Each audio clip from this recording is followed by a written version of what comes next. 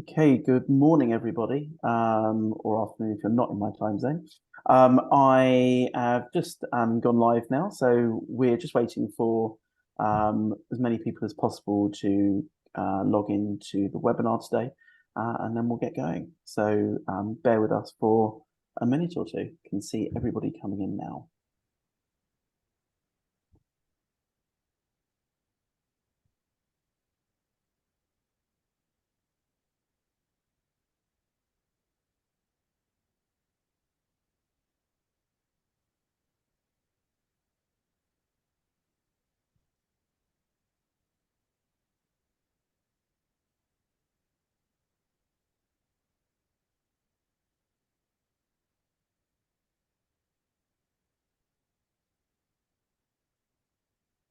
Okay, I think we've got a fair number of people that have now come in. So hopefully you can see the slides in front of you. We won't be boring everyone with PowerPoint throughout all of this, but there are some relevant slides as and when we need them, which is obviously right now. So welcome. In fact, I'll put the title up first so we can actually talk through it. So welcome to the latest Hollaroo webinar with our partners, Talent Sandbox. Today, this webinar is all about how recruiters can do more with less. We'll be providing you with some top tips for building a healthy talent pipeline with limited resources and budget, which, as we know, is quite standard in the industry right now. So moving on, it'd be great just to introduce our speakers for today. So I'd like to hand you over firstly to Neil Kelly, who's the CEO of our partner, Talent Sandbox. Thanks, Martin. Thanks to you for having me on the webinar. Really super excited today to talk about these valuable topics to the audience. So my name's Neil. I'm the co-founder of Talent Sandbox. We are an online learning platform dedicated for the talent acquisition industry. So I've been in the industry now for 25 years. Worked for some major brands such as Thermo Fisher and Electrolux as the head of resourcing there. So yeah, looking forward to an insightful discussion over the next 60 minutes. That's great. Thanks, Neil. And over to Hugh. Yep, I'm Hugh Fordham. I'm the CEO of Hollaroo. Some people will have been on many of these webinars, so I won't repeat myself too much. We are a talent relationship platform, doing all sorts of different things, but obviously in the context of today, it's all about talent pipelining and building relationships with candidates. Great, thanks, Hugh. And for those that don't know me, I'm Martin Redstone. I don't always wear colourful shirts like on my picture there. I lead advocacy here at Hollaroo, so you tend to see me on things like webinars and writing content or what have you. So anyway, just a quick piece of housekeeping just before we move forward. Obviously this is a webinar situation, so if you're a registrant or an attendee for that webinar, you can't unfortunately get involved in the conversation, but you can ask questions using the Q&A button, which you will find, depending on what you're doing on your screen, at either on the top or the bottom. So we'll leave questions and answers to the end. There will be a good 10 minutes or so, but if you do think of something halfway through, feel free to pop it up there. We do have a white paper on the Recruiter's Guide to Doing More with Less, and that will be emailed out to everybody that's registered for this event afterwards, as well as the slides and the recording as well. Okay, so moving on, this is kind of a glance of the topics that we'd like to cover today. It's going to be really hard pushed. But balancing demands of cost savings with efficiency, essential skills, hard and soft skills, how we can do better by anticipating organizational needs, striking the balance between multi-skilled teams and specialist roles, capturing value from existing spend, strategies and measuring effectiveness, and leveraging technology to automate routine tasks, which is a subject close to my heart. So lots to get through, but what we tend to do is start with a poll. So I'm actually going to stop sharing for a few seconds and bring up poll number one. So poll number one, a question for our audience is, what is your current budget situation? So you can choose between three options. You're being asked to cut costs, you're investing for growth, or no change at all. Just seeing a lot of those responses whizzing in. And there we go. Waiting to get a couple more in, and then we can show the answers to the audience and also to our panelists. Okay, it looks like we are there. Excellent, thank you. That's probably the quickest answer poll I've ever seen on one of these webinars. Okay, so I'm just going to share the results. So hopefully everybody can see these results on their screen. So what is your current budget situation? Well, 57% of our audience are being asked to cut costs, 13% are investing in growth, and 30% are saying no change in your current budget situation at all. So a quick thought on these results. Neil, what are your thoughts on seeing these results here? No, I think it's interesting, particularly the last two, right? So investing in growth and no change. The no change will dive into actually around being proactive rather than reactive to situations. So they use this opportunity as a time for change in your business. So we'll explore that a little bit further later. Yeah. Great, thanks, Neil. And Hugh, what are your thoughts on these results? Yeah, not a huge surprise given all of the noise around. I think it's probably not as stark as I was perhaps fearing, because there is quite a lot of negativity around, and I think that's hiding quite a lot of organisations realising that we're in a temporary situation rather than a more permanent situation. So hopefully organisations will have learnt from the ups and downs of the last 3 or 4 years to realise that you can't just switch things on and off like a tap. No, absolutely. Okay, great. So I'm going to stop sharing those. Close that down. Okay, so moving on to the gist of this webinar, and the conversation around doing more with less. So as we've seen, the majority of people are saying that they're being asked to cut costs. So, Hugh, in that current kind of climate of cutting costs, how can talent acquisition teams effectively balance that demand for cost savings with the need for efficient and valuable recruitment for the organization? After I wrote my notes, obviously all the stuff happened with schools, and sort of the obvious analogy is, well, if you don't spend money on your roof, eventually it collapses. So I have been we've been talking quite a lot over the past three months or so about sometimes when you're in talent acquisition, you feel like you're on a roller coaster, and it goes up and it goes down and up and down. And I think talking to people, especially over the last 2 years, coming out of the pandemic, that huge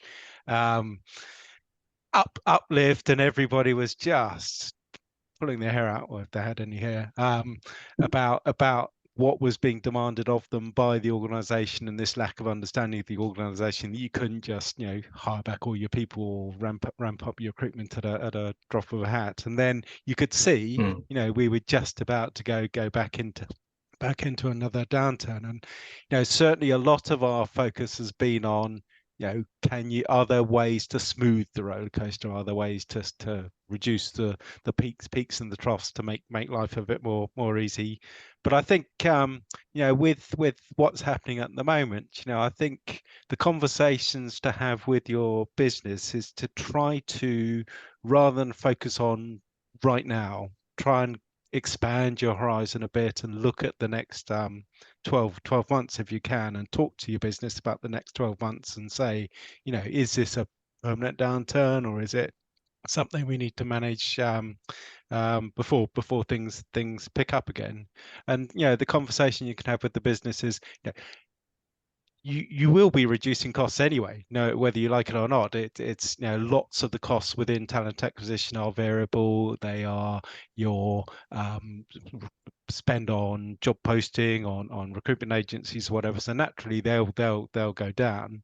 And the conversation to have with the business is, okay, they're going down now. are there things we can do? Can we spend this time preventing those variable costs from going up again as steeply when things pick up again? Yeah, certainly really interesting. Love that analogy of the recruitment roller coaster as well. So I couldn't resist popping that slide up on I the like the screen. upside down one. It feels very apt, doesn't it? Yeah.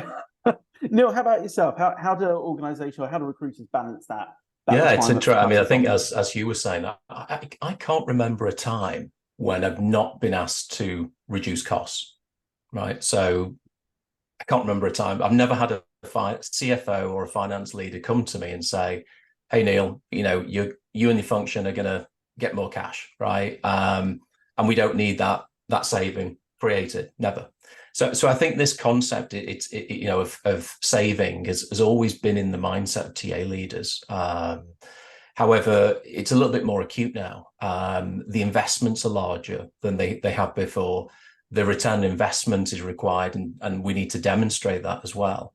So those TA leaders who are, I guess, sitting there and waiting for something to happen, I would encourage you to use this opportunity to evaluate what you're doing currently. As you were saying, evaluate the opportunities around efficiencies, which we'll explore, during this webinar. But yeah, I mean, it's you have to understand what you're evaluating and what you need to improve. So, i.e., what's your baseline on a lot of this activity? So yeah. No, I think absolutely. I just take the opportunity, and we'll talk about this a lot. Take the opportunity of a quieter period to reflect and do all the things that you haven't had time to do over the last couple of years, and that's how you'll be able to see the savings and the business propositions that you can put to your organisation. Oh, absolutely. I know that's going to be a big conversation later on in the session, but I think that's a key part. Neil, I know kind of you in your introduction to Talent Sandbox, you talked about training and support for recruiters on skills development. So moving on from how recruiters balance those efficiency demands with cost savings, how do recruiters as talent acquisition professionals, how do they what's that interplay between their kind of hard and soft skills, and we've already talked about things, and we'll talk about it a little bit more in the webinar around kind of data proficiency, articulating business value. Where do you see things there? Yeah, it's a great question. I mean, so I think everyone who's on this webinar, if you've been in talent acquisition for any length of time, it's a world that's changed rapidly over the last 5 to 10 years. With this blend of skills that we've now got that we didn't have before. So just kind of take it the 42,000 foot, and I'll kind of come back to the question first in a moment. At one point we had marketing dealt within marketing, we had analytics dealt within finance, right? And so these disparate skills and roles were dispersed across the organization. However, now TA is this powerhouse of a rich blend of skills that we've never seen before. So having those hard skills available to a TA leader is allowing them to run faster and creating more efficiencies and doing some really cool things within the business. However, ultimately the soft skills are the new hard skills, and we've had this rhetoric before around, this is the new currency in an organization, and how you develop yourself and the speed in which you develop is being driven through your soft skills development. But we can't ignore the hard skills, because there's, as I mentioned, kind of painted the picture around TA is a complex landscape now, with at last count 12, 13 different areas of functional areas within TA. So if you take the specific example of data, so I kind of breaking it down into simple terms, understanding the data. How do you then interpret that data, and then how do you tell the story around that data? So different skills required along that journey. Now, of course, if you've got a team or if you're an individual contributor, it will change based on, your role in that journey, but it's different skills. And that ability to even move through that journey, excuse me, not so long ago didn't exist. So this is why we've seen the rise of kind of data analysts, data scientists, data architects sitting either in or alongside TA. So this is an important element of kind of how do you tell a story, and what is the story you want to tell? What's the message I want to convey? So, having this ability to communicate in a powerful way, is a skill that all TA leaders need to master now. Yeah. Does that answer your question, Martin? Absolutely, absolutely. I think it does, and interesting that you mentioned that data piece, and we're so kind of focused on it, because I agree, and we're seeing a rise in talent intelligence and workforce analytics and those kind of things. And actually, one of the things that we talk a lot about at Hollaroo is moving from reactive to proactive through planning ahead in terms of workforce needs. So actually, it's kind of apt to ask you a bit of a question around that, really, and ultimately, how can recruitment teams use data and better anticipate the organization's workforce needs and align those recruitment strategies accordingly with that data? Yeah, and I guess the first thing I'll say is it's not as scary as it sounds. As you say, the big shift that I think is incredibly powerful is this idea of moving away from reactive recruitment, which is basically waiting until a job is posted before doing anything, to proactive, which is trying to get ahead of the curve, smooth out the roller coaster, starting to have the conversations with potential candidates early in anticipation of the future need. And there's two bits to that. So one is, what is your future need? And the second one is, if you know what your future need is, what do you do? What do you do about it? So the first one's workforce planning, and the second one is talent pipelining. So workforce planning, lots of people are quite scared of it, and quite often, traditional approaches to workforce planning have been very complex and very rigid, and they're almost like, you have to get down into granular detail of, we will need to hire this person and get the budget signed off and what have you, and it has often been a very cumbersome process, which lots of people or lots of organizations just haven't been able to get their heads around. So there's better ways of doing it, or there's easier ways of doing it, and I would say, if we're looking at the audience today and what sort of things you can do, literally it's a question of, in the quiet times, going out to the business and talking to the business leaders and basically saying, can you for me look 6 months, 12 months into the future and just answer the simple question, are you going to be recruiting more, less, about the same as you have been in the last 12 months?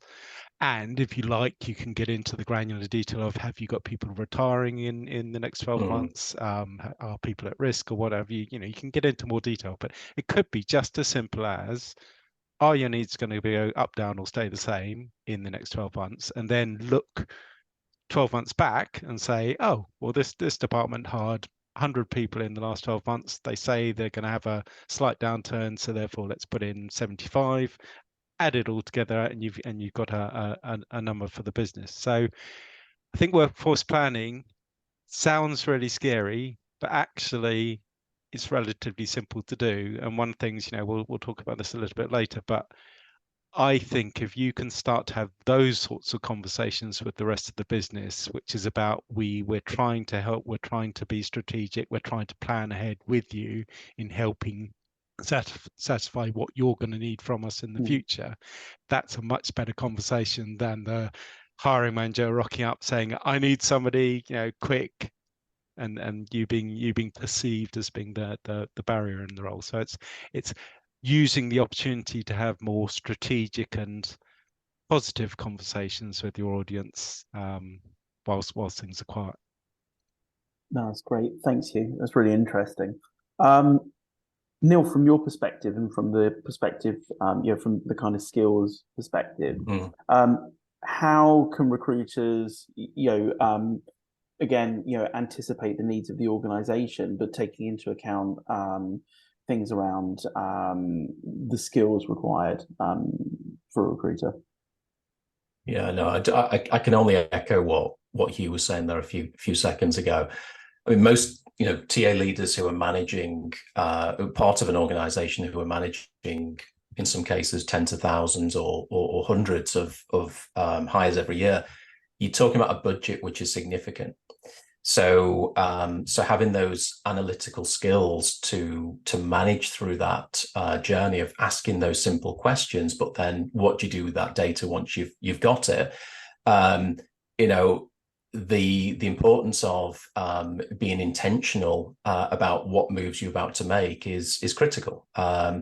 Because as an organizer, you could be sitting on tens of millions of expenditure in the much larger global business, which is scary, right? So if you're a TA leader and you're moving from week to week, not knowing what your demand is, then that's not a good place for an organization or you as a leader. You can't plan. And we'll talk about the ramifications and the kind of the ripple effect of this in terms of how you run your business.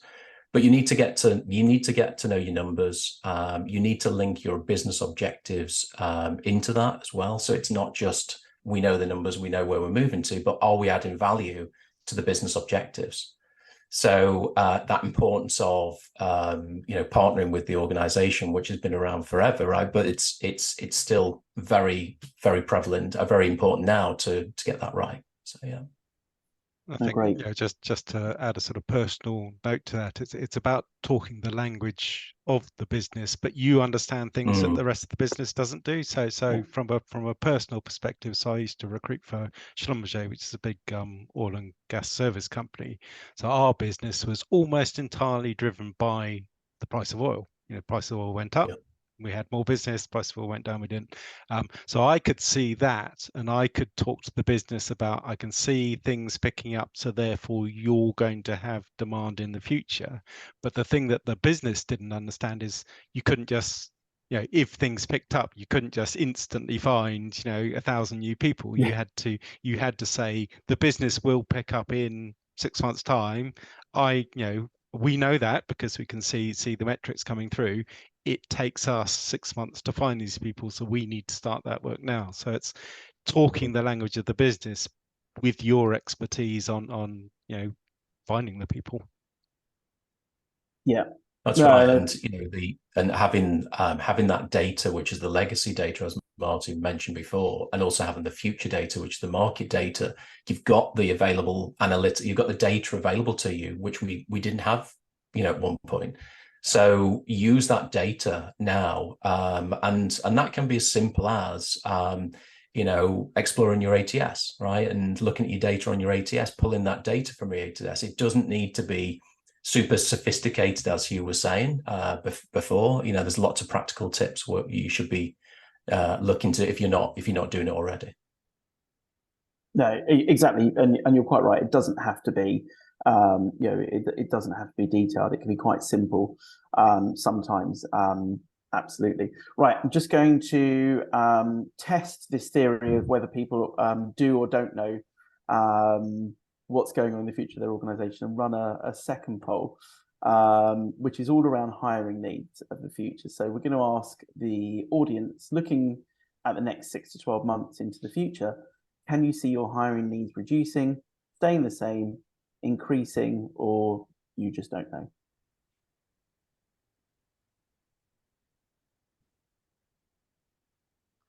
I thought it was good to have a don't know on this one. Absolutely. So still waiting for a few people to give their answers. So if you do have a second to have a think about this, looking at the next 6 to 12 months, can you see your hiring needs reducing, staying the same, increasing, or you don't know?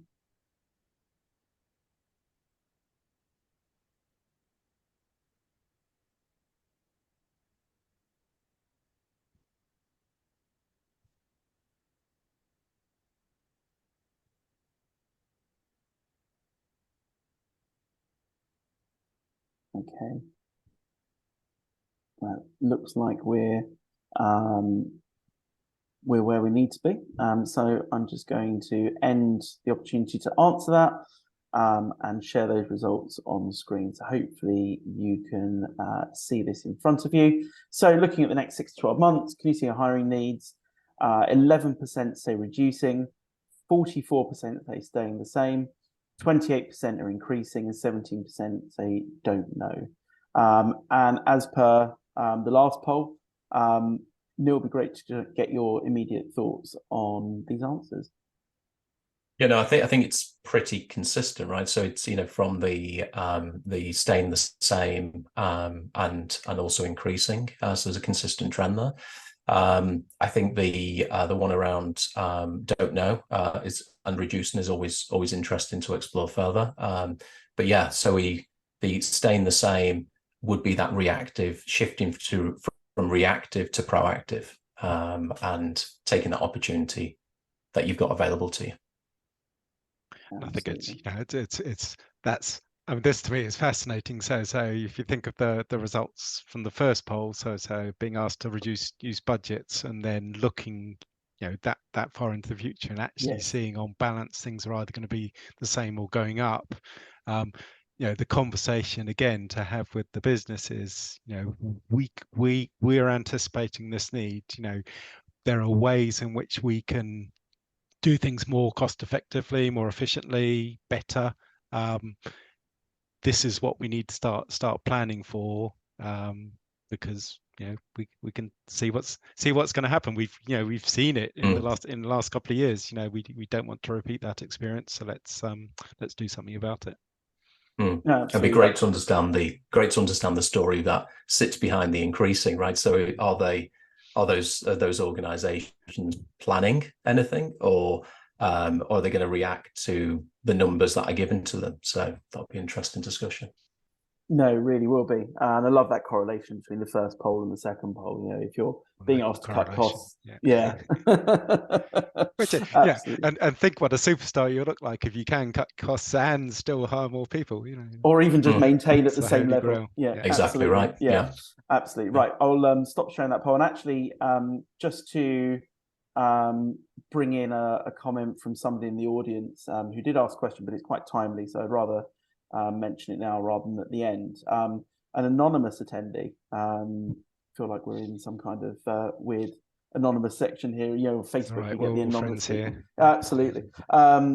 It's very simple to automate the information flow from hiring managers to talent acquisition by using a system like Foresight. And then you get aggregated data on all the talent acquisition needs in one place in a consistent format, so that the TA teams get a chance to fill the roles instead of using expensive contingent labor at the last minute. Yeah, absolutely. So, I mean, it's not really a question, it was just a comment, but I think I totally agree. You know, we also have a partnership with Foresight here at Hollaroo as well. We're big fans of any data that helps create a proactive environment in TA. Neil, sorry, you were going to say something. No, I was just agreeing. I mean, it's a great comment, and the technologies that are available. You know, it's a small proportion of the market that's leveraging a lot of this technology, and whether they've even got the budget for it. So I think those points before in terms of some of the best practice in terms of discussing and understanding still rings true. Yeah, I mean, I would shout out our partners at Foresight very much, because the key thing they've done, I think, is sort of strip away all of the complexity and the fear from workforce planning and turning it into a simple conversation, which is give us an idea of how much you want, and then turning that into an aggregate plan, which doesn't require, you know, budgets to be signed off on what have you. You know, it makes it simpler, and it's the first piece of the jigsaw puzzle, which is trying to anticipate what you're going to need, and then you can say, okay, now that I know that, what do I do about it? Yeah, exactly. Good stuff. Right, well, moving on to the next topic. Next session is all about standardization. And as we know, standardization often leads to greater efficiency. So Neil, how do we strike the right balance between nurturing those kind of multi-skilled team members that we talked about earlier, and having those specialized roles to optimize the recruitment process. Yeah, I mean, you know how passionate I am in this space, Martin, around Absolutely. That's why I came to you standards. first. Yeah. But listen, I mean, just because, I mean, there's often this feeling that standardization, draws out or limits innovation, and it's just not the truth. I think there's been many cases around the world, where if you're running a national, regional, national, or international business, you need to understand how you're operating as an organization. You need to understand what people are doing and how they're doing it and how they're being measured. So these standards and standardization, we really drive hard at Talent Sandbox, because innovation can flourish within this. And it also allows you as an organization to take steps towards being intentional, planful, all these key words, particularly around investment. So if you can demonstrate your processes, if you can track that activity and then the effectiveness of them, there's multiple benefits, right? So if we talk about any technology tool out there, if you can create a standard within your business, and that's really well understood between TA population, HR, and hiring managers, it's easy to then implement technology. How often have you heard about organizations delivering a piece of tech into a business that's landed poorly, poor adoption, or badly installed? And part of the reason is because they don't understand what they're doing. They don't understand what the process is, how we're going to manage a candidate through the full life cycle. So yeah, I can talk forever about this subject, Martin, but that, I mean, in essence, it's not a rigid process. It's a way to pull people together and innovate. In fact, yeah. Yeah, I love that. Hugh, I know you've got lots of thoughts on standardization as well, but anything to add to No, it's just one of the things that because Neil and I were talking before the call. And my background is applicant tracking systems, so I have long decades of knowledge of people implementing applicant tracking systems and how they work and what have you. And I the only thing I'd add on delivering them and making them work is often the frustration was looking at replicating current practice rather than taking the opportunity of new technology to do things differently. And I think on the standardization side, breaking it down right to the core of what are you trying to achieve rather than how are you trying to achieve it, and then building up from there, feels like a good approach. Yeah, I'd agree. It does feel like a nice approach doing it that way. Great. Okay. So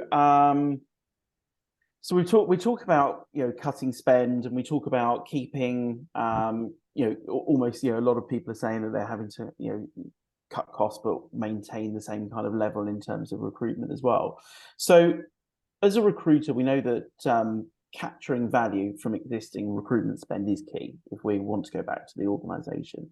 So Hugh, could you share with us some strategies for converting job interest into lasting relationships and ensuring tools and processes remain aligned with those kind of evolving needs of the organization, especially around the value? Yeah, I mean, I could talk about some examples, and if we go back to the theme, which is doing more with less, and the results of the polls show literally people are now need to do more with less. It's all about reducing waste. And I know, Martin, you did some analysis on when you post a job, how much of the value of that spending of posting a job is converted into is actually used and how much is lost. And I think it was 99.9% of the people who are touched by that job advert, you don't capture that value, because That's ultimately right. the only person who is captured and you get value from is the person you've hired, and all of the other people who are interested, maybe not suitable for a particular role, but could be suitable in the future. Maybe not ready to move at the moment, but could be in the future. Even ones who accept an offer from somebody else, but you want to keep in touch with them because you never know, it might not work out, and you might want to bring them in. So there's this whole host of people who have been in contact with you through your recruitment marketing. How do you capture that value? And I don't want to say it's a simple problem to solve, because again, going back to my ATS days, we thought it was going to be easy. We thought we could just have a database and stick everybody in there and you'd be fine. And I think everybody knows that your candidate database within an applicant tracking system is not a valuable source of hires, and you start to think, well, why is that? Just to I could talk about this for hours, but I'm not going to. Sort of, our key points are: if you want to build long-term relationships with people, put them in control of the experience, understand them, listen to them, get feedback from them about where they are in the process and what have you, and therefore you can adapt the experience to them. And it's all about having an experience which is much more flexible, much more adaptable, much more driven by the candidate's need rather than putting somebody into a rigid process. And I just wanted to say, because I had these conversations a lot during the pandemic and the big downturn there, sometimes that relationship nervousness comes on the organization side as well. And you think about people who are in a process and suddenly things slow down, or you have to change decisions or what have you, and everyone's really scared of having that conversation with the candidate about what's going on and what the implications are for them. And often that's because they're inside a very rigid process which effectively only has two outcomes: you're hard or you're not hard. And I think, especially in times where needs change or schedules change or what have you, having the ability to take somebody out of a process-driven environment into a relationship-driven environment allows you to have that slightly more nuanced conversation with them about, look, things are slowing down, but we'd love to stay in touch because we can see things will change in the future. Here's a space for us to keep tabs on you. Yeah, absolutely. Absolutely. And I think that that's really important. I think communication in the process goes both ways. So ensuring that you're not being too scared to communicate there's been a change. Yeah, absolutely. Absolutely. Neil, how about you? What do you think around different strategies and skills for kind of capturing job interests and changing them into something that's more effective as a relationship? Yeah, I think the key word that he mentioned before was value. So, when if you look at the mechanics of your processes, whatever they are, and there's many different variations out there, but looking at the value of what you're trying to do at that particular step of the process. And, we've gone very fast towards internal cleaning. So this is probably not familiar to the audience, but, clean your processes as you're moving as a recruiter. So having that innovative mindset, to challenge, to have that voice. We want an inclusive environment we're building within TA, and we want to also kind of reference in the Gemba, or kind of go to the place of work and then review what you're doing. So it's important for the recruiter who's on the coalface there to really, to give that feedback and say, hey, look, we're going to do X, Y, and Z. But then to clean that as a process to say, okay, well, can we remove waste in that process? Can we remove that piece of, the process that doesn't work? Can we install a piece of technology that does, right?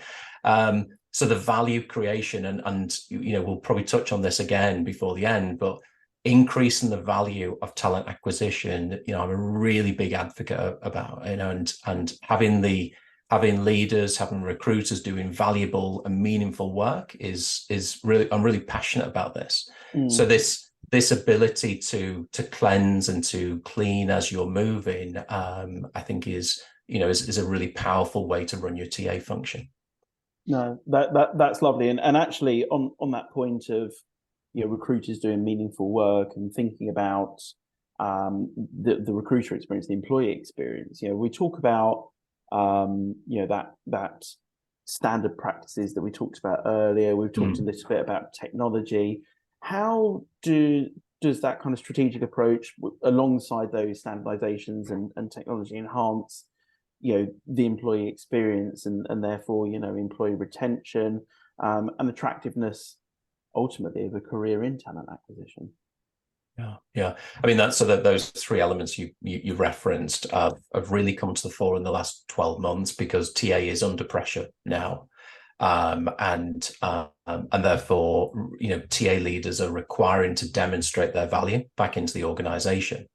And also in the past, 3 years, when we were in this kind of this boom period, immediately after the pandemic, the businesses were focused more on the growth and what's the next requisition, but now actually we've retrenched a little bit and we're now asking, the business leaders are asking those questions. Where are we? What's the data points we've got? So we're operating in more turbulent times, which is a little bit ironic in many ways, because we should be planful and at all times, whether boom or bust. Whereas but the predictability of a TA function is important, as we referenced before. Therefore, when you're thinking about planning your standards, your processes, your ways of working, even your own kind of activities as a recruiter, looking at planning costs, looking at customer satisfaction levels, how are you delivering against them? Because if you've got a standard and a consistent way of working, it takes the pressure off the function, it takes the pressure off your people.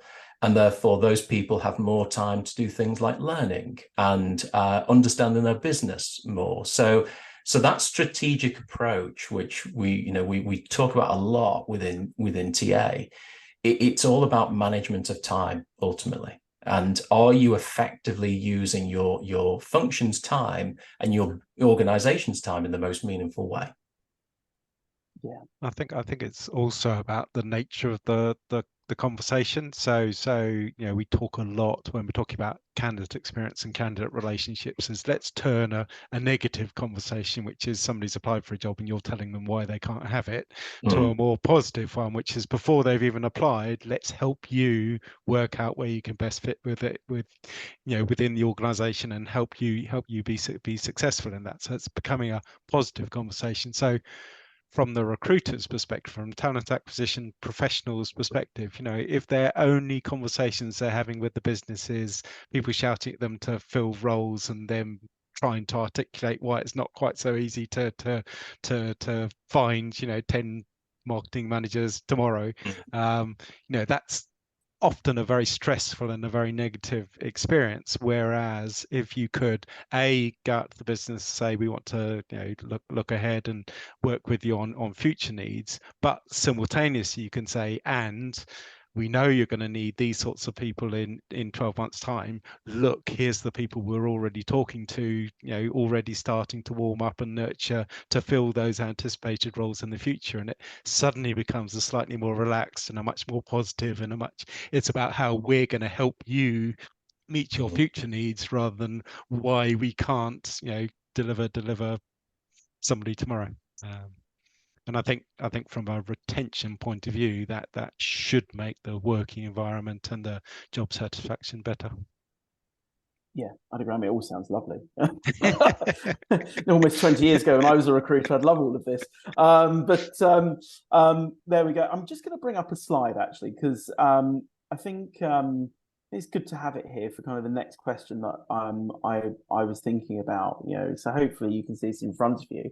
But this is all of the from our perspective at Hollaroo, these are all the different kind of stages that somebody goes through from, what do they say, from cradle to grave.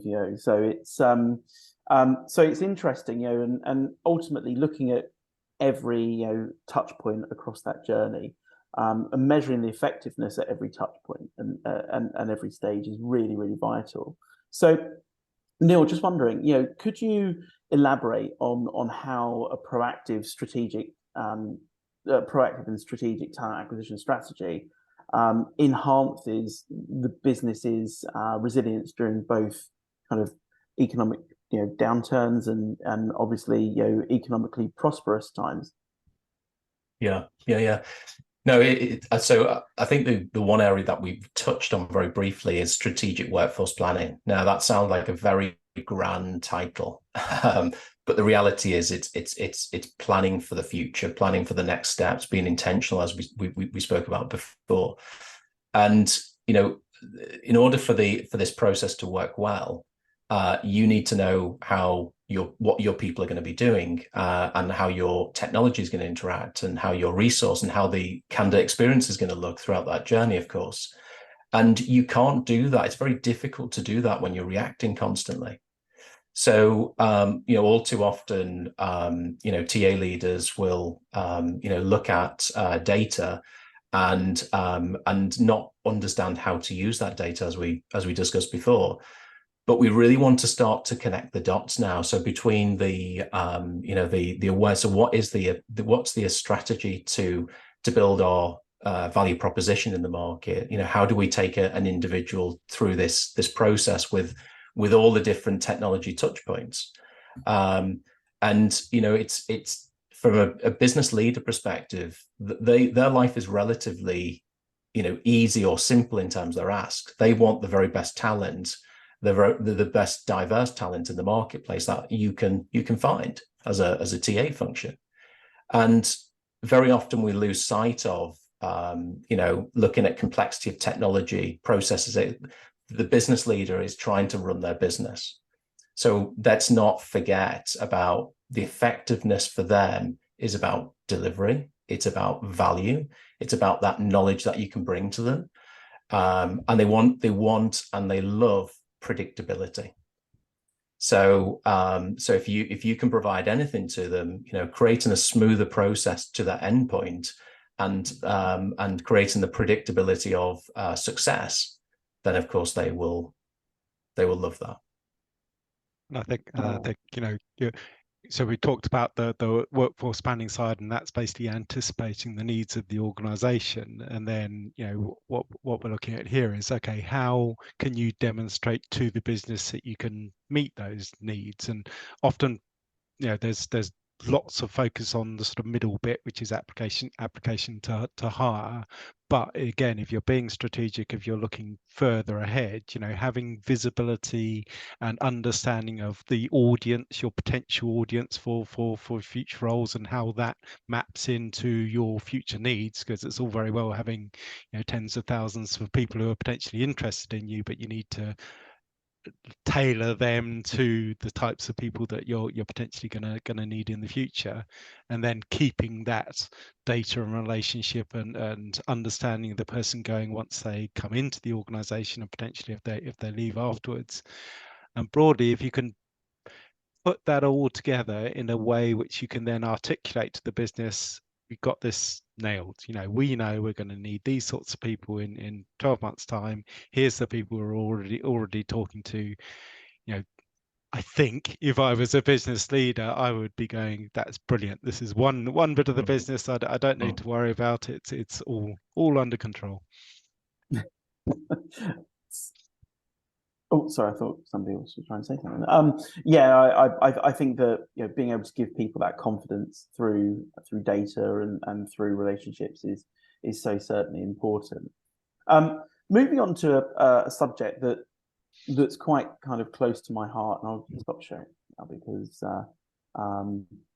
we don't need it anymore.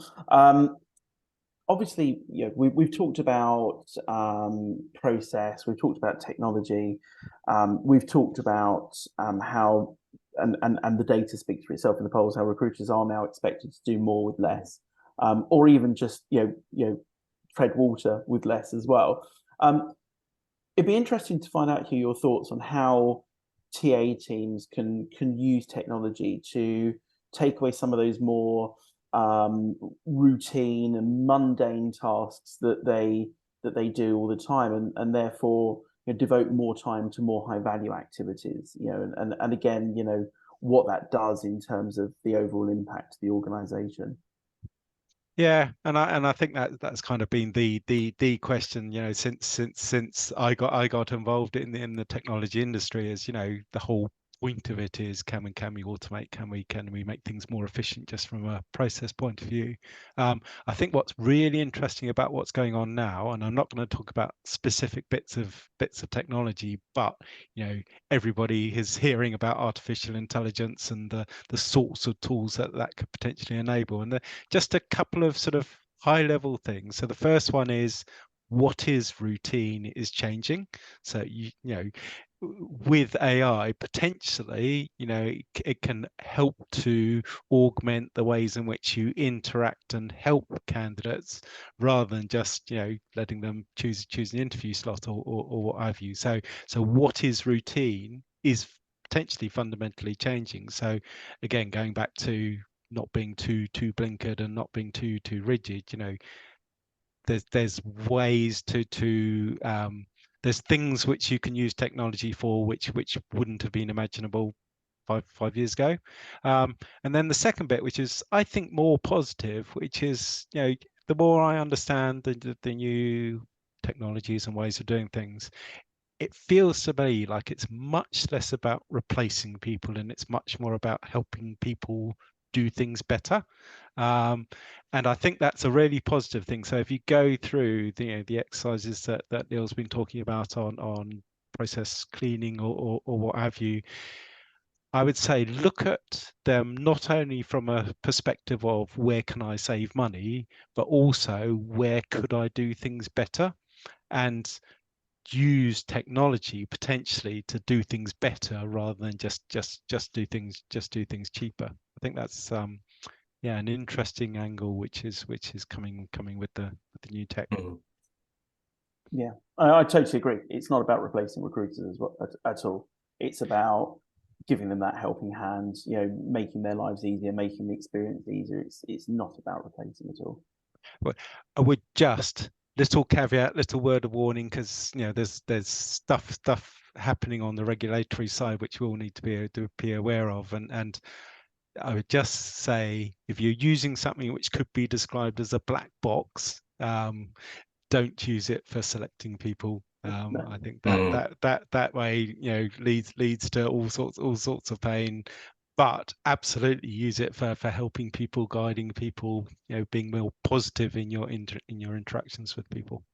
Yeah, I mean, there's actually a part in the GDPR that means that you can't have automated decision making, a black box being able to make that decision on your behalf without you being involved in it. So totally agree. It goes beyond that. It's not only automation, but it's also just being able to understand why it is that a particular decision was being made, which by its very nature, lots of the new things don't let you do that.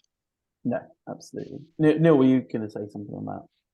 Yeah, I mean, I've always been an early adopter of technology. I love technology. I think we are at a golden age, actually, as a TA function, between this blend of opportunity around technology, understanding how we manage functions, the career pathing, making TA really a destination of choice, for people's careers moving forward.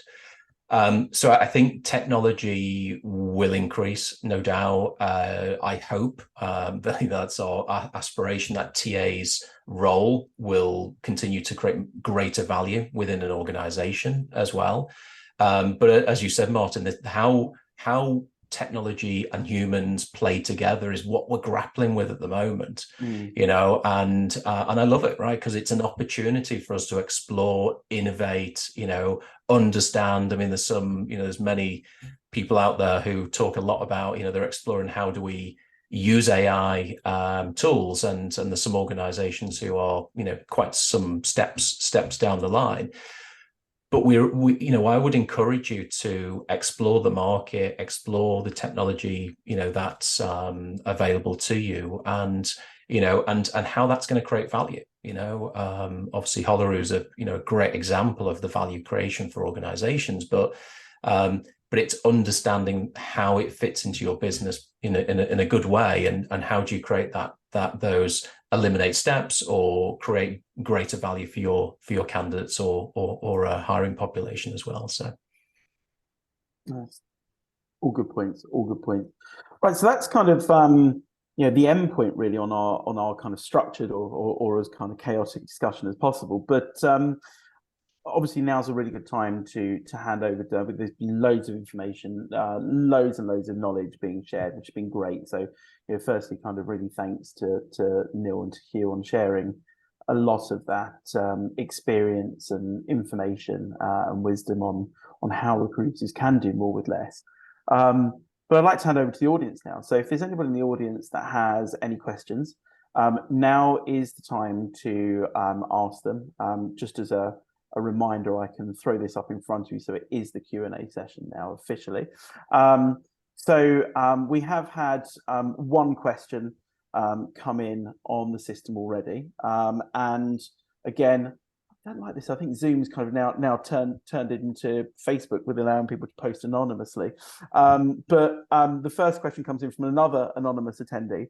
And they ask, the both of you, what are your top 3 practical tips a recruiter can implement immediately? Neil, do you want to go with this first? Yep, I can. Yeah, so I think, yeah, no, thanks, Martin. So, I think one is always my go-to is get to know your talent base, get to know your business, understand how your business makes money. Very, very simple, but often recruiters, when I speak to them and many conversations with TA leaders, they don't quite understand how the business makes money. It's an easy one to implement is around looking at your cleaning your systems and processes, right? This doesn't need to be complicated in terms of the templates you use, etc. Second one would be understanding what makes your organization's proposition attractive. Okay, so really understanding your company. Every company has a story. Even those organizations who are operating in areas which are challenging, and you'll know who you are. You've all got a story, so reflect on some of the comments that Hugh shared around engagement, and I would say creating that authentic set of messages, cues, prompts, how that resonates is really, really important. How do you hook the talent from the market? And then finally, look at the career options within TA. And look at how you want to plot your career. Look at the learning pathways and the opportunities that exist towards those goals, and then just go for it. This has been a very rewarding career for me up until this point, and I can only continue to beat the drum how great a function TA is. Wonderful, really, really good list of tips there. Thanks, Neil. How about you, Hugh? Anything to add to that? Your top 3 tips? I guess the first one is use this time productively. So all of the people that I've been speaking to over the last couple of years, when people just haven't had time to think, those times will come back. So if you do have a bit of a quieter time, make good use of it. All of the stuff that Neil's talking about what are the skills of the team, what are the processes that you use, what are the tools that you use, this is the time to get on top of that and make things better so that when things pick up again, you can do something about it. Have that conversation with the business. So talk to them about, we want to talk about, we don't just want to talk about the people you need right now. We want to talk about the next 12 months and how you see things evolving and what we can do to help with that. And I guess, the final point is, if you are interested in the idea of pipelining and interested in the idea of being able to go to the business and saying, here's the people we're already engaged with, from our point of view, we've been working quite hard on a very lightweight implementation, totally automated, very easy to implement, and it pretty much runs itself. So if you're interested in the talent pipelining side, we think we can help with a little starter step on that as well. Oh, that's great. We have actually had 2 more questions come in, but sadly we're right at the end of our hour. session. So what we will do is share these questions with both Neil and Hugh and ask them to answer them offline, and we'll send them out to the people who've registered as well. They're both great questions, but I'll share them with you afterwards. So all that's left for me to do is to say thank you very much to Neil and to Hugh for the conversation today. If you do want to connect with them, the best place to do that is obviously on LinkedIn. This is where you can do that. But all that's left for me to say is thank you very much for attending today. I hope you have got some value out of the conversation. I think it's been fantastic. I'm slightly biased, obviously, but thank you very much to everyone for attending, and thank you, Neil, and thank you, Hugh. Take care and have a great day. Thanks, Martin. Thanks very much. Thanks, Hugh. Thanks. Bye-bye.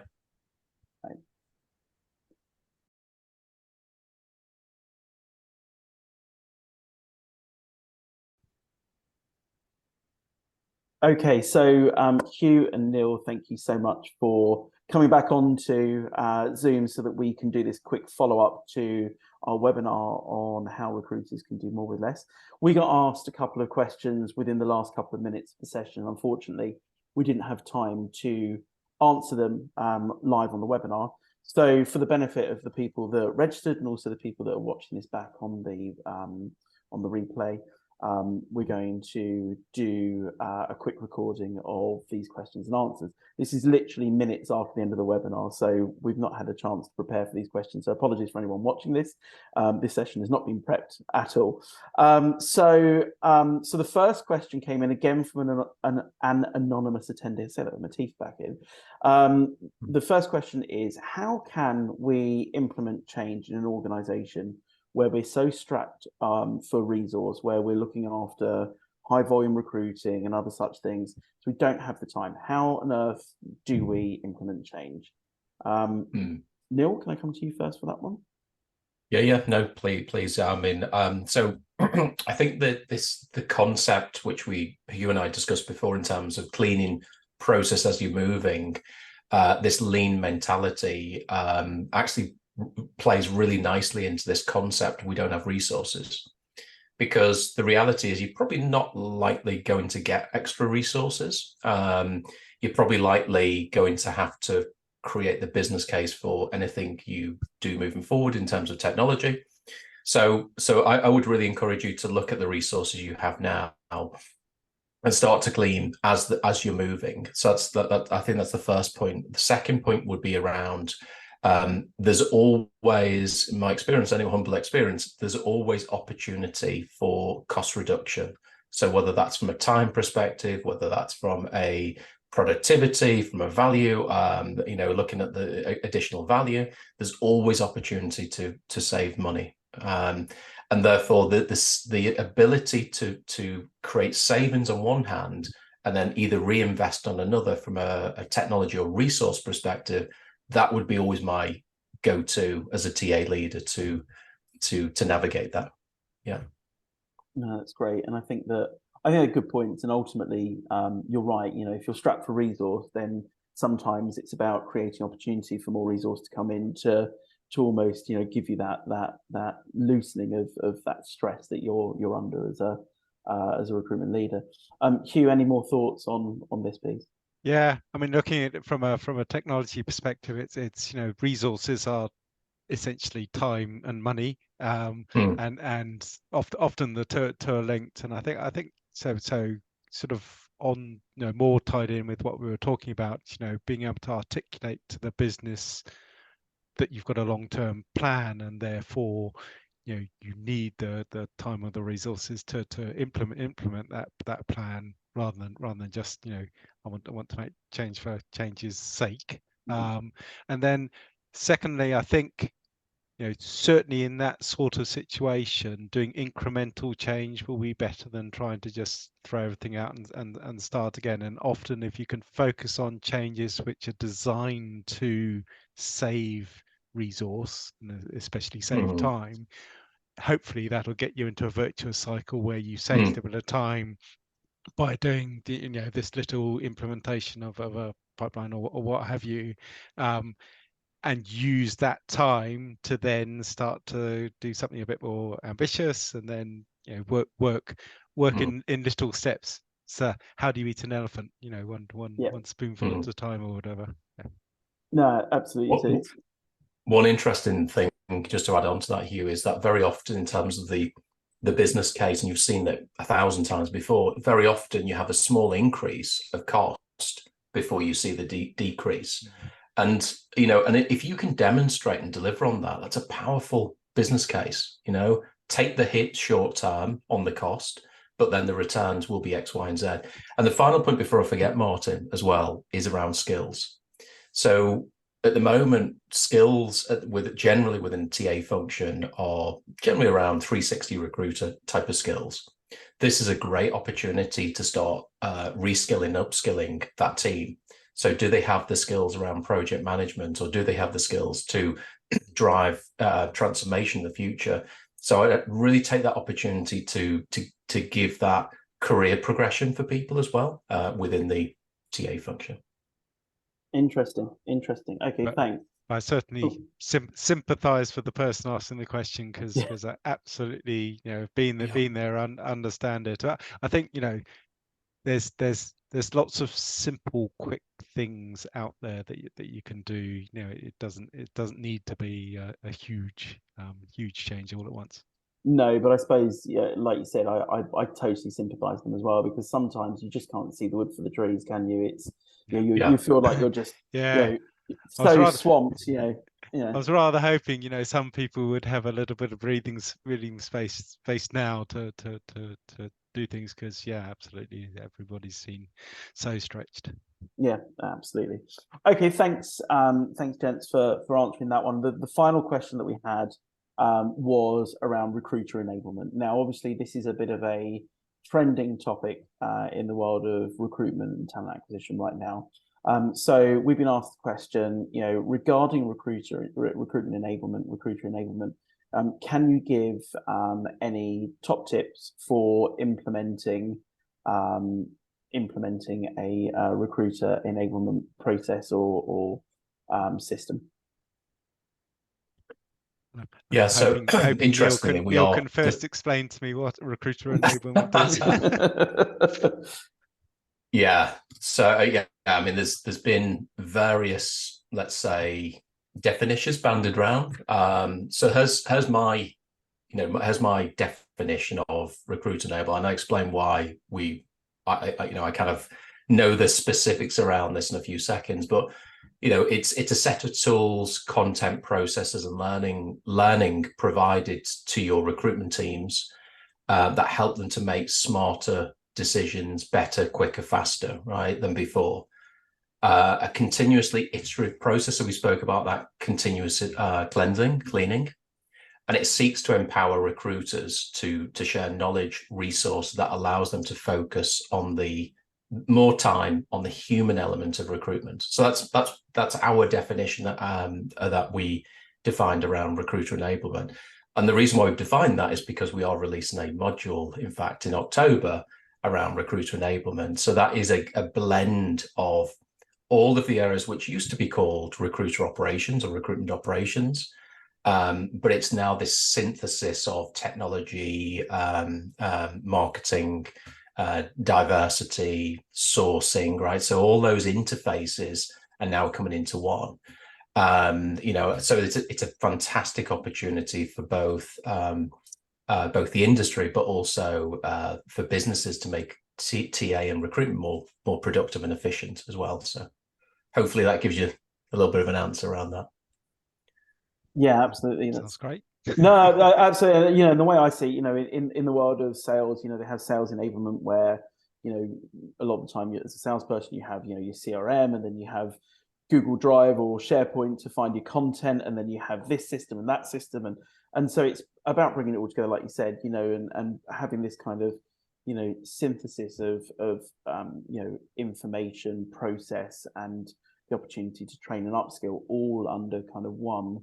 Either one portal or just one place where you can go to, and it makes your lives easier. It makes your employee experience better, and it makes you more efficient ultimately, because you don't spend all the time going, where's this, where's that, what system do I do for this, where's my login for this, where's, you know, and so it's about creating that kind of lovely environment that helps you do your job better ultimately.